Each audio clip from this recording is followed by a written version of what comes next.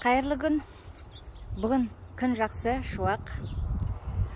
Мынау әуеттің уақытында кішкене үш шөпшімді қыттай шарбаққа жүгіртіп алайын деп. Жүгіріп, естері танып жүгіріп, былтырғы қураған шөптер, жұлған шөп бар, астынан мынандай жасыл шөпте шығып жатыр. Соларды жеп, мәрі қара болып жатыр.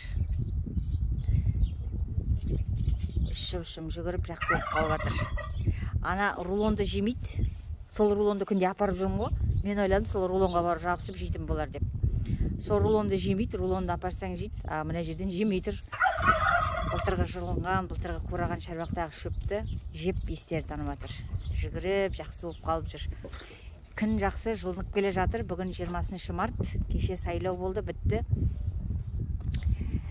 Міне, енді шарбақ жинау, мусор өртеу жайлап басталады ғой. Енді шаруашылық, тіршілік, көктемге тіршілік басталады. Әзірге тек солыменен мына шөп жеп тұр ғой, рулон шөпті. Сосын үйден анау шыққан картоптың қабығы бірдеңелерді береміз енді. Соларды жеп тұр.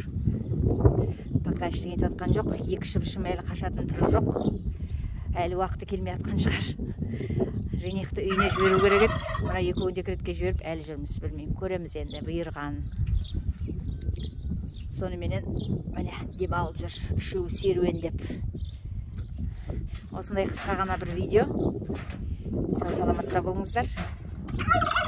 Пока-пока.